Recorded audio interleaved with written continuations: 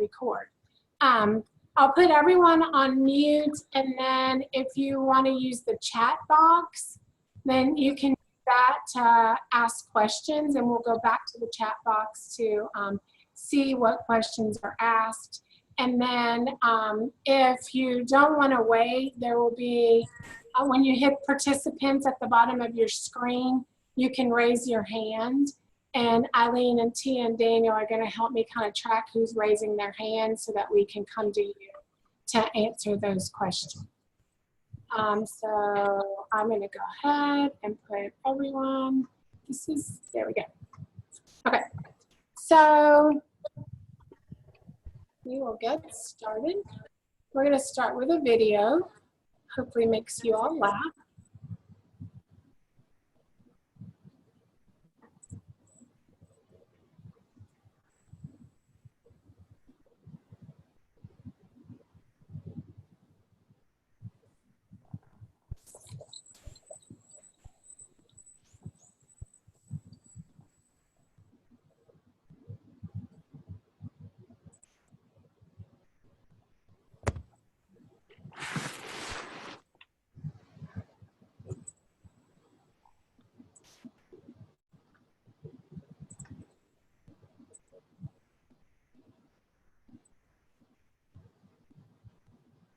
Okay, well, when I did the walkthrough earlier, it played right away. So maybe our bandwidth is tested. Let's see.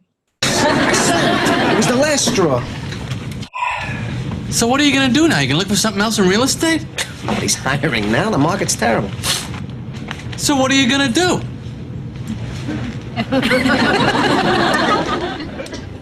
I like sports. I could do something in sports.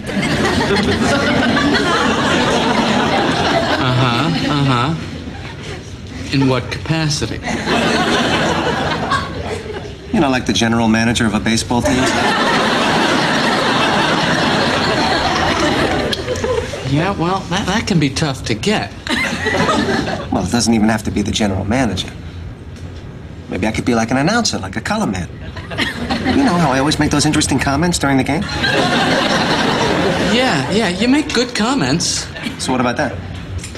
Well, you know, they tend to give those jobs to ex-ball players and people that are, you know, in broadcasting.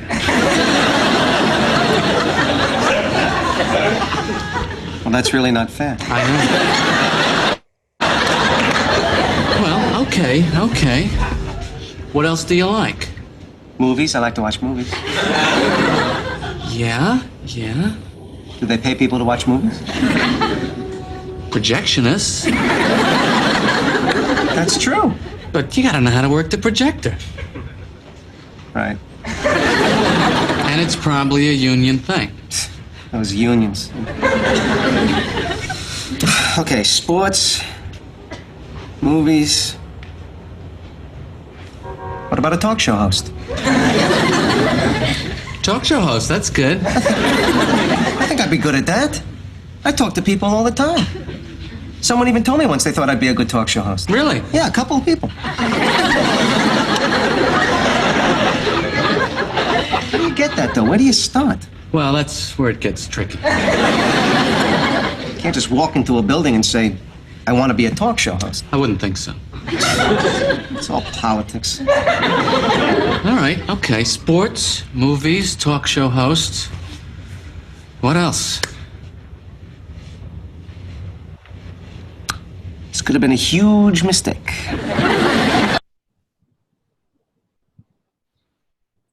So, yeah, you may be feeling that way, a little bit overwhelmed about what's next, what's your career path, what you decide today is something you're going to be doing when you're my age at 55 or 60. And so I'm not 60. We've invited the panelists to talk to you about how they made their decision and what roadblocks and barriers have they experienced and how have they overcome that. Because what we don't want is over the next few weeks as you move from your core experience to making those employment or post-secondary education decisions for you to feel overwhelmed and to know that you're part of this bigger picture and you have a support team, and others have been exactly where you are. So today we have Elena Thompson with DeSoto National Forest, who's serving as a RAP person. We have Katie Flowers, which most of you probably know through the Nature Conservancy's AmeriCorps program. And then Ryan Shelton, who is in Long Beach, California, and served with the Long Beach Conservation Corps. Unfortunately, Michelle Gunn, who was with Earth Conservation Corps out of Washington, D.C., she now works for her corps. And as you know, these are uncertain times, and her organization had an emergency COVID-19 meeting that her CEO scheduled at this exact same time so that they can talk about how to get their crew members back in the field. So we will miss her. So Elena, if you want to start and just, tell us basically your story. Why are you where you are? Can everybody hear me? Yes. Okay. So I am 30. I was a non-traditional student for my undergrad at USM, University of Southern Mississippi. I have a degree in biological sciences, and I have some background in research and like labs or whatever.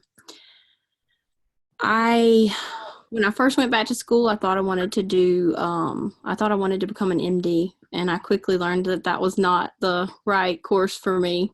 And I really got into land stewardship and caring for our natural resources, and that is very much in my heart and in my blood. And so I started seeking out agencies that had the same sort of agenda. I've been trying to get on with the Forest Service for almost 3 years now. And I heard about the Resource Assistant Program, and it's where you're an intern and for about a year, and you get to work directly with the Forest Service. And that's what I'm currently doing right now. I recently had my contract extended, which is awesome. And I really love my job. I go to work every day and it's not work. But I will tell you that it's possible, but it takes a while to get there. Like, you might have to work at a fast food restaurant, or you might have to do things you just normally don't like to get to where you want to be. And I'm not quite there yet, but I'm well on my way.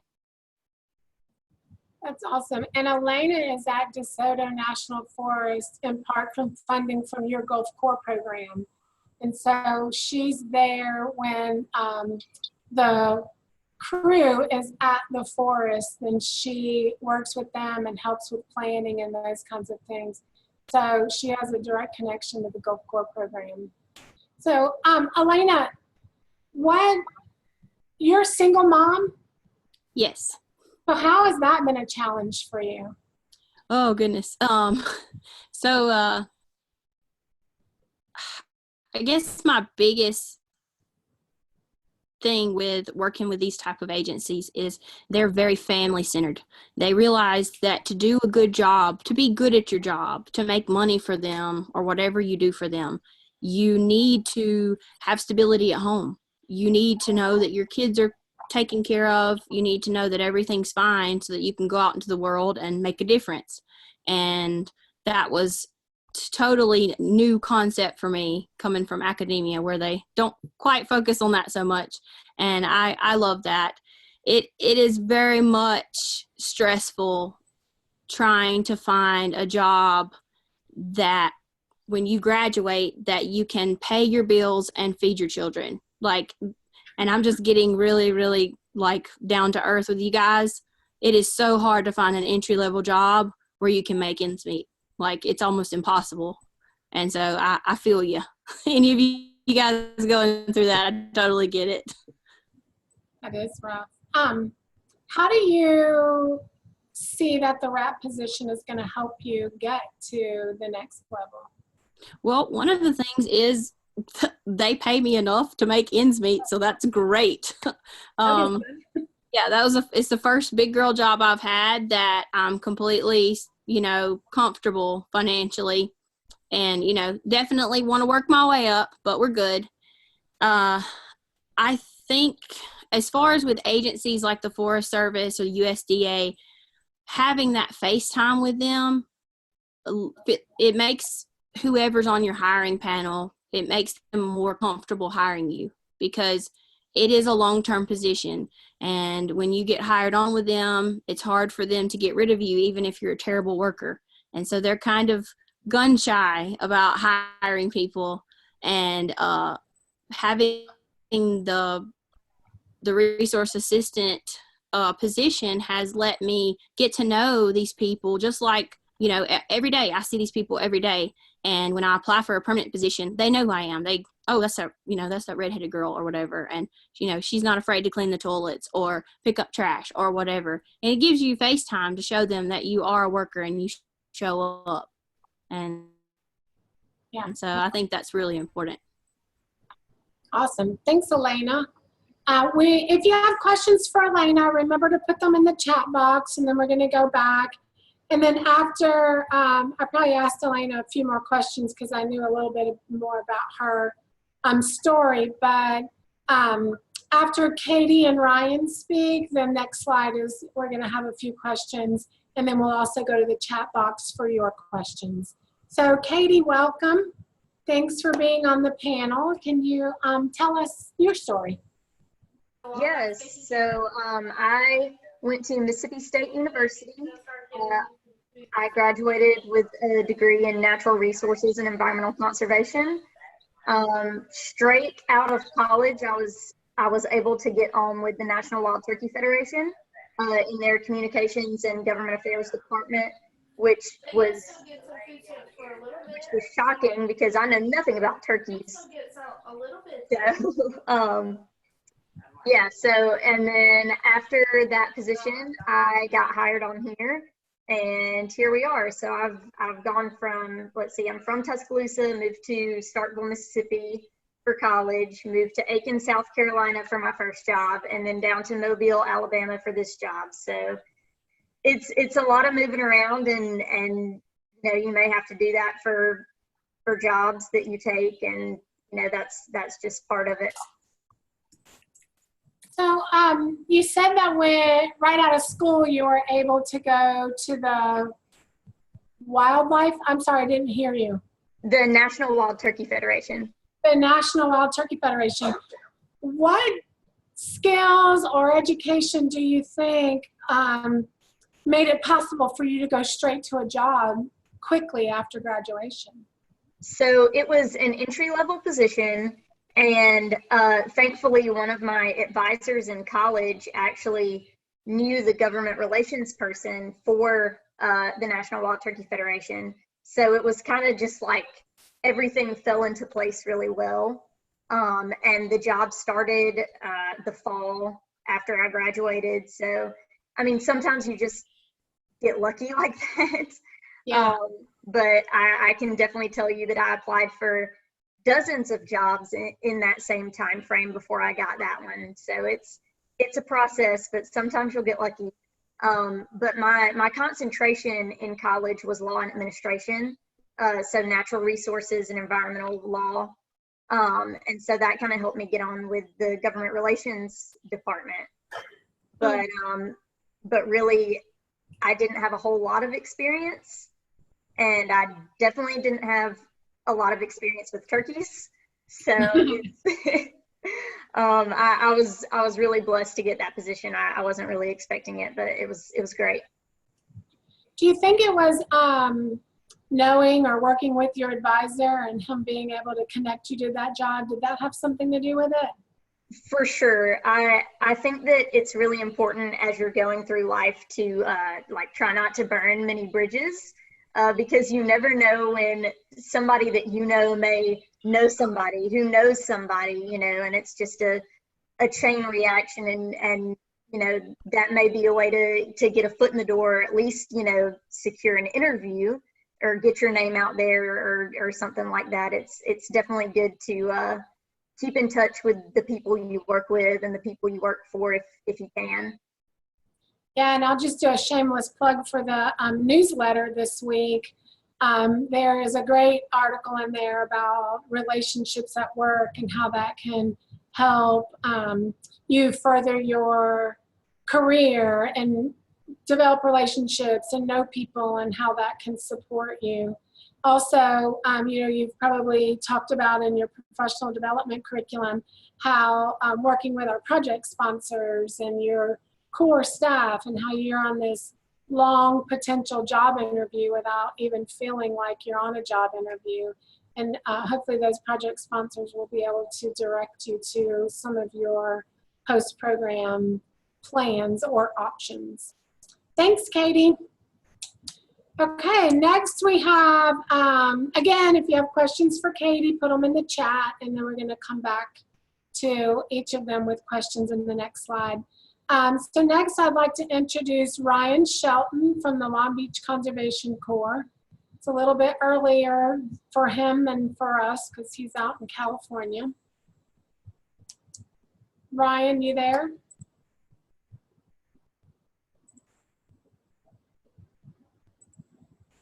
Ryan, you might be on mute. Gotcha. Oh, there you go. You're on mute now. Okay, so can you guys hear me? Yes. Perfect. All right, so my name is Ryan Sheldon. I'm 24 years old. I just turned 24 last month. The way I got into the Conservation Corps and the whole environmental industry as a whole is a little bit different than others. I had some obstacles I definitely had to overcome. I went to a foster care group home when I was younger, and due to that time frame of me being away from, any guidance and things like that, it definitely threw me off track. So about a month after I turned 18, I ended up going to jail. So I was incarcerated for the first time. After I got out that first time, I had a lot of felonies on my record, didn't really know what to do. And quickly by age 19, I ended up going back. But this time I was facing 6 years. So with me being incarcerated, really facing a lot of time, I really had to do a lot of thinking, a lot of soul searching. I knew I wasn't a bad person. I knew I had made a mistake, but I also knew that, hey man, I really want to get to work and I just don't know how to do that with all these felonies. So while I was incarcerated, I actually started taking classes, and one of the classes I started taking was called Back on Track. And that class taught inmates and people with felony records how to navigate the employment field with felonies on your record. So while I was in that class, that's when I heard about Conservation Corps. So I kept that in mind, and then once I got released, I ended up doing about a year.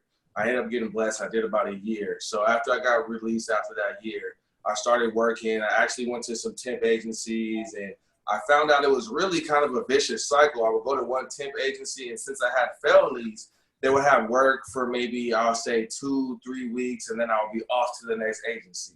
And then it would still be another limited time frame of maybe 4 weeks. So quickly I realized that, hey, for me doing this agency thing, it's not really going to lead to me having any kind of permanent job, especially when we have these felonies. I can barely find steady work. So one day I came home, I was really down about the situation. And then I started thinking, I'm like, hey, let me go to Conservation Corps. So I put my application in, and within, 2 weeks I was working. I had my uniform on and everything. And once I joined Conservation Corps, that's when I was really able to turn a whole leaf of my life. And I already turned my life around. I wasn't doing anything in the streets. I was really focused on working, but because I had those felonies, it was just really hard for me to get the ball rolling. And once I joined Conservation Corps, that's when I was really able to do that. Once I joined, the first thing I realized was, hey, I don't just have a couple weeks here, I'm here on a longer term. So me being there on a longer term, it helped me to get a little bit closer to my supervisors and the people that I was working with, and I would open up about my situation, like, hey man, I got these felonies, and I'm really trying to do something bigger. And I remember we would learn things from different projects we would do, and I would really get excited about it because that was something else I could throw on my resume. That was something else that I could prove that, hey, I'm a good worker.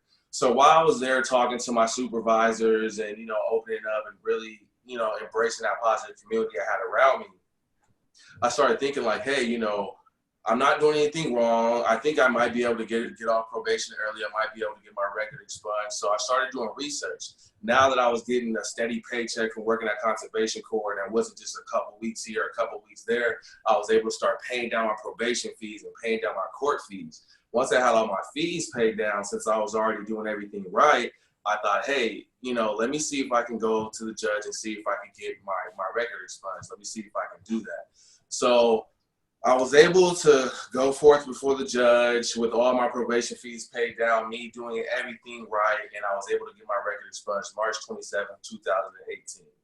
Now, just a few months before I got my record expunged, while I was working at Conservation Corps, I was able to start working in solar. The way I was able to do that was they had a solar training at my corps with the kids coming from our Conservation Corps. So the company that we trained with was called Grid Alternatives. That was a solar training company. They teamed up with my Conservation Corps, and that's how I really got my foot in the door with the environmental industry after I left Conservation Corps.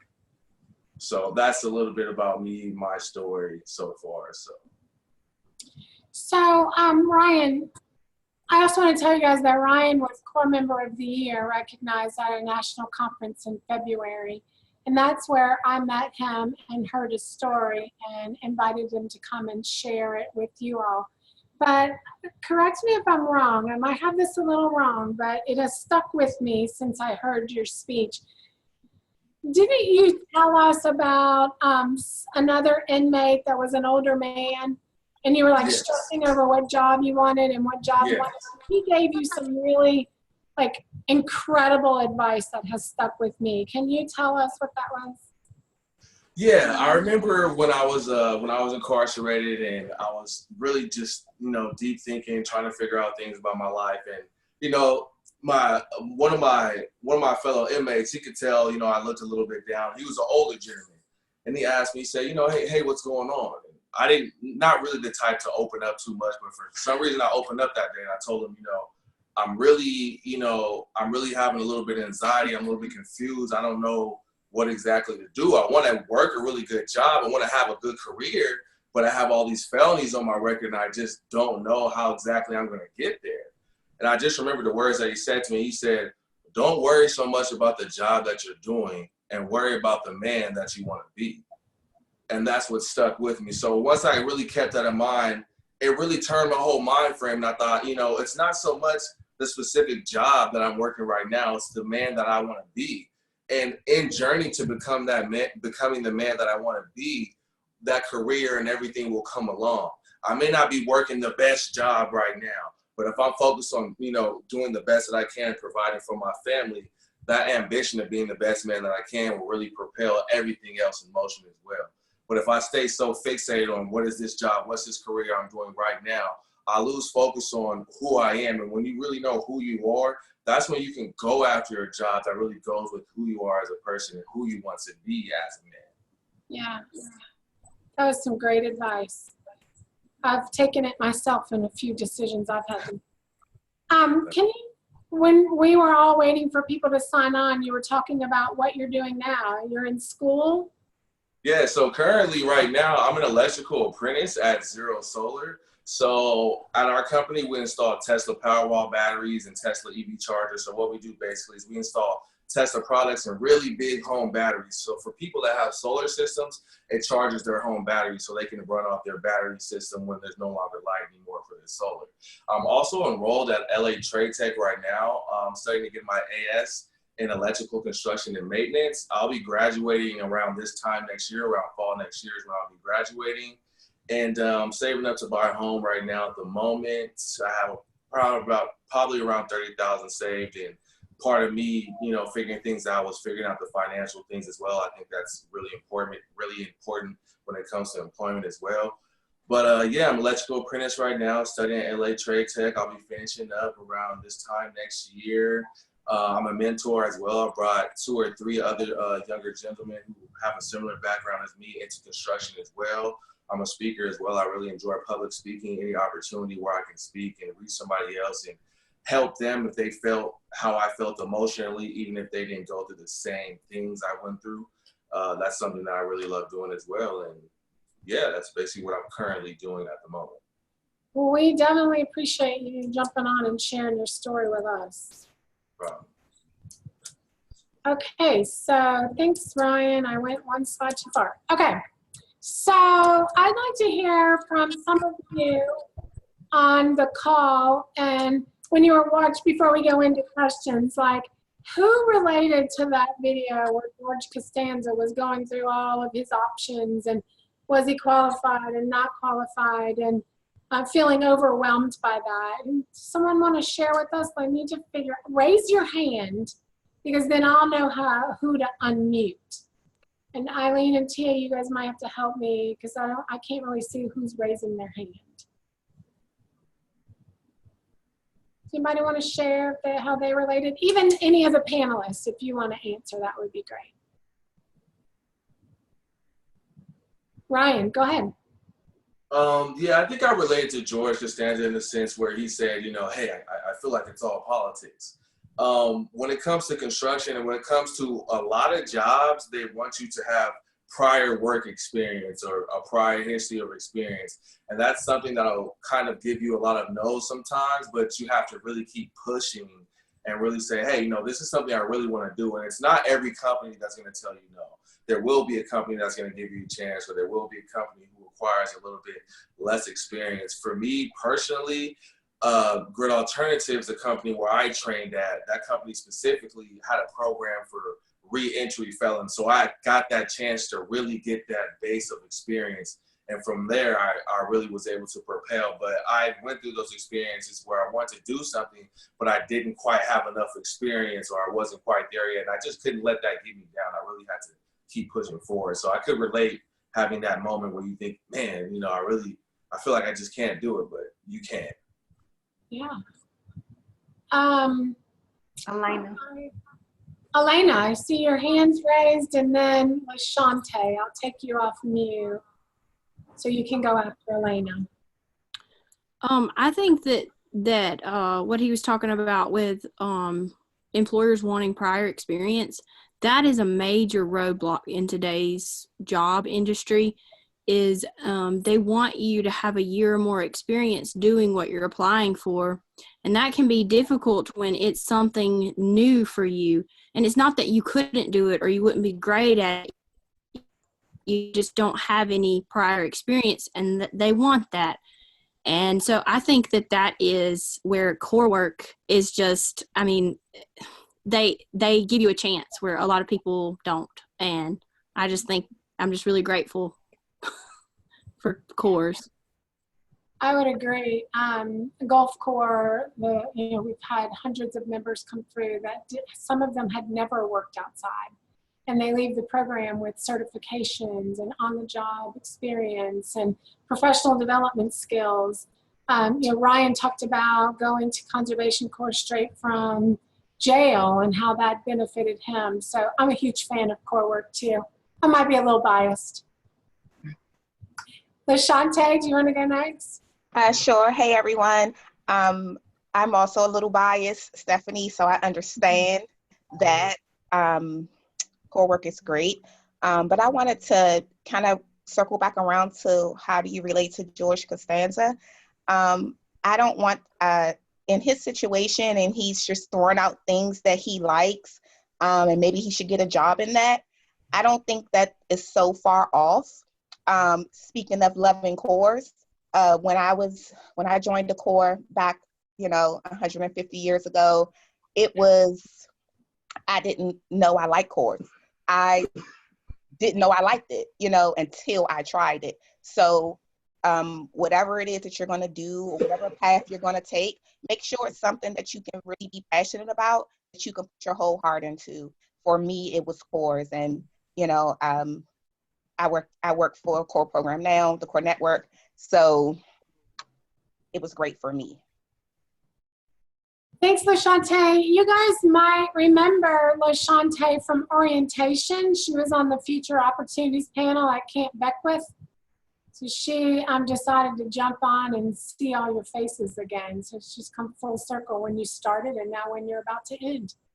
And I'm so very proud of all of you guys. Great job. We are. Thanks, LaShante. Katie, I see your hand. Yes. So to kind of piggyback off that, I had a mentor that told me that a lot of times you find what you're going to do in life is where your passion and your skill set intersect. Yeah. And so just because you can't always, do the thing that you might necessarily love, you can't make a career out of that. You can still find your career where you can find that intersection of your passion and your skills. And for a lot of y'all, I feel like that's probably conservation. That's why you're here. And that's awesome that you can find that place where that intersection is. But I always thought that was really good advice, because there's a lot of things that I love to do that I can't necessarily make a career out of. Right. But when you can find that intersection, that's when you can find your career path. Yeah, that's really great advice. Even if conservation isn't what your career passion is, you now have gained skills and experience that even if you go on to be a lawyer within your own community, you're going to have that knowledge to be an environmental steward, which is part of the Gulf Corps program. And so you're going to take that with you, and that passion and skill set can intersect just by being a steward in your own community. I lost my train of thought because I wanted to say that, but maybe I'll remember.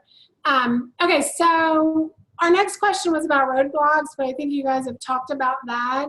If you have additional roadblocks, then we can go back to that question. But I wanted to talk about how hard was it, and Elena touched on it a little bit, most of our members want to work in environmental and conservation. And so how hard was it to get where you are with little to no experience? And where are you going to go after this now that you have core experience? I think Elena talked about it a little bit, but if we could just maybe expound on that a little bit. Ryan has his hand raised. Hey, Ryan, I think you're muted. Let me unmute you. Go ahead. No, not yet. There you go. There it goes. So for me, it really, like we talked about earlier, the work that we do with Conservation Corps is really key. Me being at Conservation Corps, they had that 8-week program where I really got to get my foot in the door and learn these basics with solar. Now, even though I got to get my foot in the door and learn my basics with solar, it still took me emailing the staff at Grid Alternatives, developing those connections with them, asking them what my next step should be. And once they really saw how interested I really was in it, then they said, okay, let me take you on for an internship. And then once I was there for the internship, then I was there for another year. So sometimes, you have to really stay persistent to get to the place you want to be. Like I said, they gave me the basics, but I really had to do further research, and I really had to develop those bonds and really see, where is the way I can exactly get in there. So it was easy for me because I was very persistent. But if you're one of those people, if you take a no and it's kind of hard for you at that time, you have to really decide, hey, how are you going to emotionally internalize that no? You have to really stay persistent if you want to be able to get into that field. But for me, I think it was a very smooth transition because I stayed persistent, and that's how my personality is, as far as that goes, I would say. But I don't think it was extremely hard.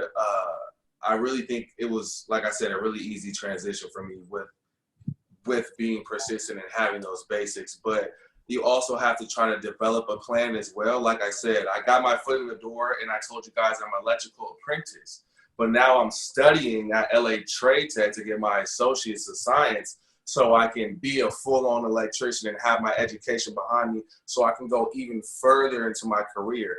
Even though you may get past a certain point, you get your foot in the door, you still want to keep excelling. So you have to stay persistent and find the ways that you need to do whatever it is you need to do to propel yourself to the next level. For me, that was education, that was developing those bonds and just trying to stay persistent, with the connections that I made to really get my foot in the door. Awesome. And Katie, kind of in line with that same question, your AmeriCorps term is going to be ending soon, right? And so what's next for you, and how did AmeriCorps help you decide that or move you to the next place? Well, I am in the same boat as a lot of y'all. I am job hunting right now because my position's over in August. So I'm still looking, but I definitely think that this position has kind of helped me narrow down what I want to do. This was my first real education and outreach position. The job I had before this was communications, but this kind of narrowed it down and really showed me that if I can stay with education and outreach, I would really love to do that. So I think that this position, every position that you have is a learning experience. It's going to teach you what you like, what you don't like, help you expand, help you hopefully move forward. And I think that this position's really done that for me. So I'm applying for a lot of education jobs, anything where I can work with people or work with my hands. So fingers crossed, I'm in the same boat as y'all. But I love what you're saying. I mean, you started out wanting to be like in public relations or government relations and more towards the law side of it. And then your experience has kind of redirected you to where it's about outreach and education. And so everything that we do, every job that we have kind of helps define what our next step is. That's awesome. We're definitely going to miss you come August. Okay, so I think Elena talked about that stuff already. Did you have anything to add, Elena? I was just going to say, I saw a question pop up in the chat, and it kind of went along with what she was saying about how did a previous skill help you with your current job or whatever. And then she was talking about how, like, you might necessarily not, it might not be, like, right in your field or whatever. So my position with DeSoto is I'm a rec tech. And basically, I mow grass and I pick up trash, and that's my everyday, skill set, basically, right now. However, I got to meet a guy who works at the Harrison Experimental Forest, and we got to talking, and I have a background in genetics with a lab at USM, working with elasmobranchs with sharks. And we got to talking, and so that led to a further conversation where he had me come in to his lab and help him extract DNA from different pine trees. And I had no idea that was there. I had no idea that was a thing. I didn't know that the Forest Service did that.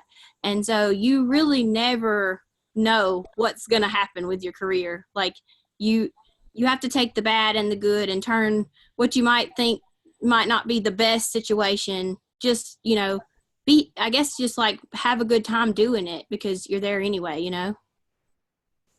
Do a good job. As someone asked a question, is networking more or at least as important as education when getting a job? And Christina gave a really great answer, and that networking is very important, but she doesn't think they're equivalent or interchangeable. So do you guys have, or even Christina, if you're still on, do you guys want to talk about that? Have your relationships been more important than your education or your experience, or has it kind of been a combination of all of it? Ryan, let me help you unmute. I think for me personally, I think networking and education they're both very key, but I believe that going through the process of getting your education, you can network as well. You can network at any point in time, but depending on where you want to go, I guess depends on what degree networking is important to you. But I feel like regardless of what you're doing, it's something that can be very key and really working your advantage. For me personally, like I said, for me getting my foot into the door and really being able to transition deeper into solar, that was from me networking. I developed a relationship with Adewale, the guy who's head of workforce development at Grid Alternatives, and that's what really got me that first internship, and then got me that next year, and so on and so forth. And now I'm in school. I think that you should get your education and network as well. I think if you do both, you really will be in the right place, because when you're in school, you really meet people who are doing similar things as you, and then whatever networks you built before that, when you finish school, you can go that direction. It's really just, you can think of a network as a bunch of helping hands. And whenever you need one of those hands, somebody can reach out to you. But the thing is, you have to be sure to check in with these people and make sure, you know, say, hey, how are you doing every once in a while? Because nobody really wants somebody to just ask them for a favor when you haven't kind of developed that bond a little bit. So networking is something that you have to practice a little bit and develop, but I think it's super key and it can help you go so far. Like a perfect example, me being on this meeting is because me and Stephanie met and we networked when I was at Course Member of the Year. So now I get this opportunity to talk to you guys. So that just shows you right there what networking can do. Yeah, great. Okay, so someone asked the question, how has secondary education helped your job prospects? Was it worth it? I think Ryan's talked about how education's been important to him and to bring him to the next level of being the electrical engineer. Yeah, education has been super, super vital for me. In the construction field, they definitely want you to have a certain amount of experience. But since I did have education and I started going to school as soon as I got into solar, I was able to bypass some of those things, and I was able now to start as an electrical apprentice at this job, even though I didn't have a whole lot of electrical background. For the simple fact that, hey, when I went to my interview, I said, hey, these are the classes I've taken. Fundamentals of DC electricity, fundamentals of AC electricity. So I could prove that I knew my basics, even though I may not have had a whole lot of experience in the field. So it definitely let me get into the field and where I wanted to go a lot earlier because I had that education. And education is something that nobody can take away from you. Like I said, I spent time incarcerated and I had felonies on my record. And a lot of times, people put me down, or when I got those no's, it made me feel like, man, I fell down. And me gaining that education just made me also feel better about myself. And it's just something that nobody can take away from me. And I can say, hey, this is my education. This is what I know. And I can, let me prove it to you. It's just something not only for yourself, but that can really help you elevate to the next level. And I think that it's very key. It's super key. And I think remembering that education can be a college education, it can be the certifications that you're earning, it can be through an apprenticeship program, it can be through tech school. And so, just kind of reverting back to some of those career assessments and those personality assessments that you have done at orientation or throughout your professional development within your core, because that education can look different for you than someone else. It's as long as you're gaining that knowledge to be able to do what it is that interests you.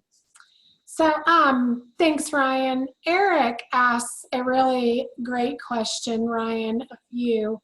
And he wants to know, what is the best advice in your own words for someone that's lost and doesn't really know what path to take and has limited or little resources? Well, I definitely 100% feel that question. My best advice is someone that feels like, they're lost, they don't know what to do, they don't feel like a lot of resources, they don't have a lot of resources. First thing I'll tell you is I've been there. Like I said, I was in jail. I didn't have a lot of resources. But the main advice that I would give you is you have to stay persistent and don't focus so much on what you're doing at the time. You got to think about where you want to go. You have to believe it before you see it. I was, in 2015, I was in the jail, so I wouldn't think 5 years later that I'm going to be getting my degree next year and, now I have a job where I'm an electrical apprentice. So you really have to think to yourself, what kind of person do you want to be, or what kind of person are you? And let that somewhat draw you into the field that you want to go, or let your goals drive you. Another thing that I want to do is I want to start my own profit, my own nonprofit. That's something I want to do. I want to help people out as well, and that goes back to who I want to be as a person. So I think that the best advice that I can give you is you have to stay persistent. Don't focus on so much of what you're doing at the time. When I worked at Long Beach Conservation Corps, I went up and down the streets on 2nd Street and changed trash cans every day. It was a dirty job. It was something I didn't feel like doing all the time.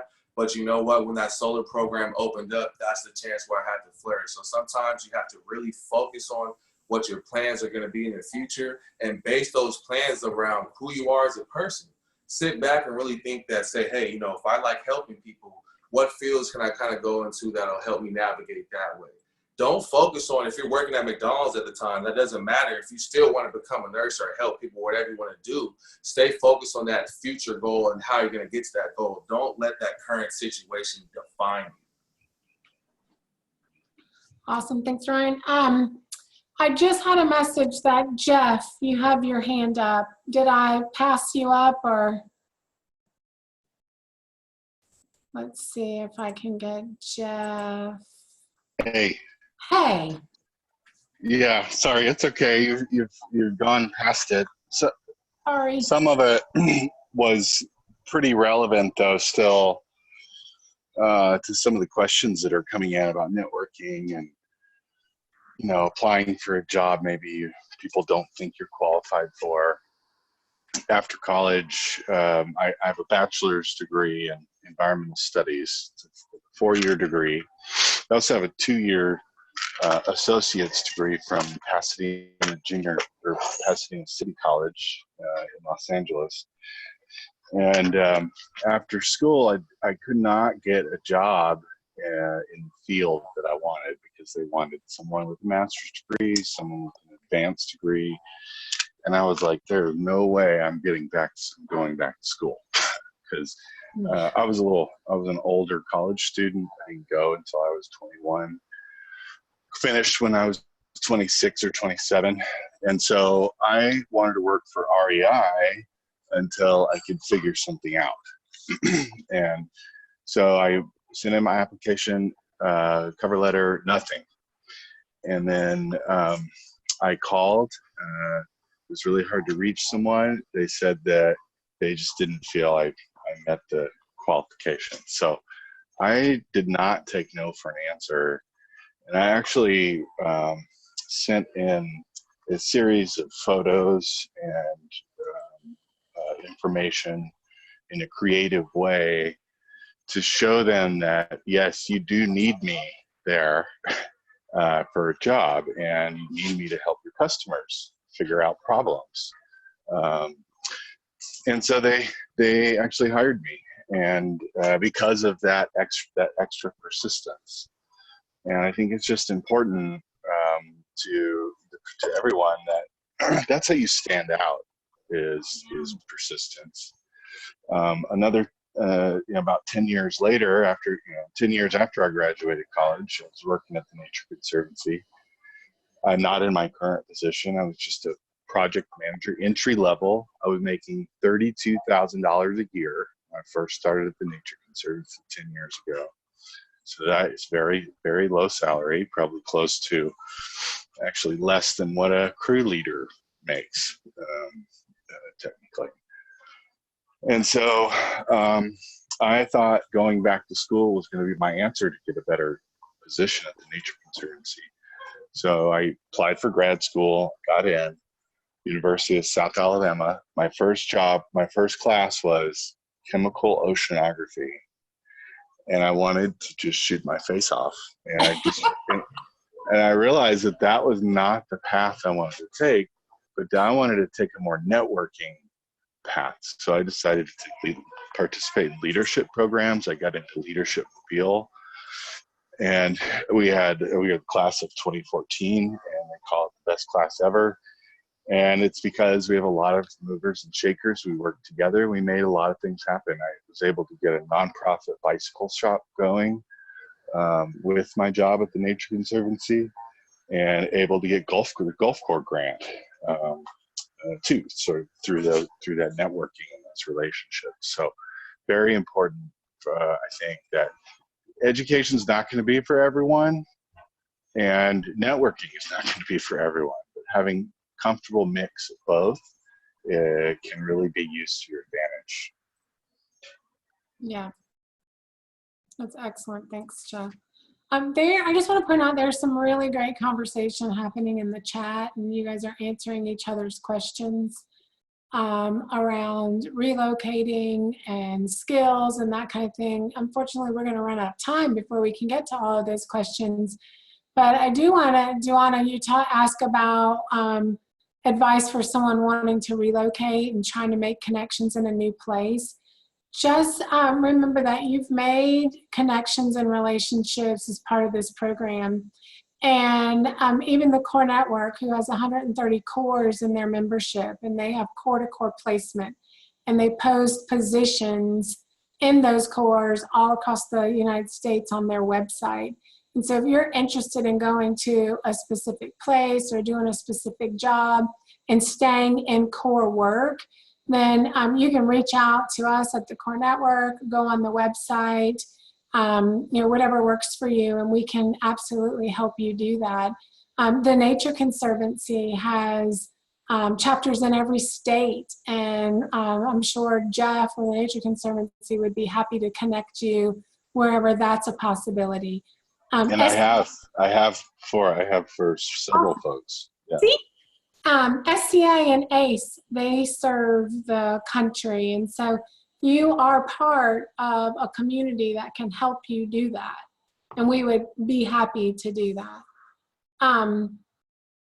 We have questions about being a single parent, and if you have more questions, send me an email and I will connect you to whichever our panelists will be able to answer that question for you, because we're out of time and it's super great conversation.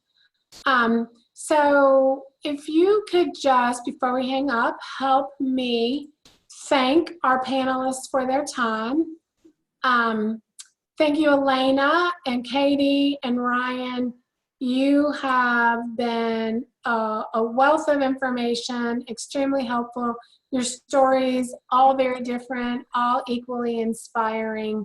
And hopefully we'll be able to invite you back and have you come and speak to our members again another time.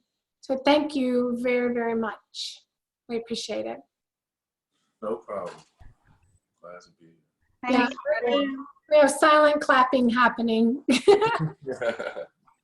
Okay, so our next. Thanks, y'all. Appreciate your time. Thanks, Jeff. Thanks. Next Tuesday, professional development hour is about what, Eileen? Life after being hired, some helpful things about being a new employee. Awesome. So again, here's my email, stephaniemathis@corenetwork.org. If we didn't get to your questions, please email me and I will connect you to the panelists that could answer your question, give you advice, help you in your next steps, and I'll connect you to them so we can get your questions answered. Thanks for spending the hour with us, and thanks to our panelists. We'll see you soon. Thank you, everyone.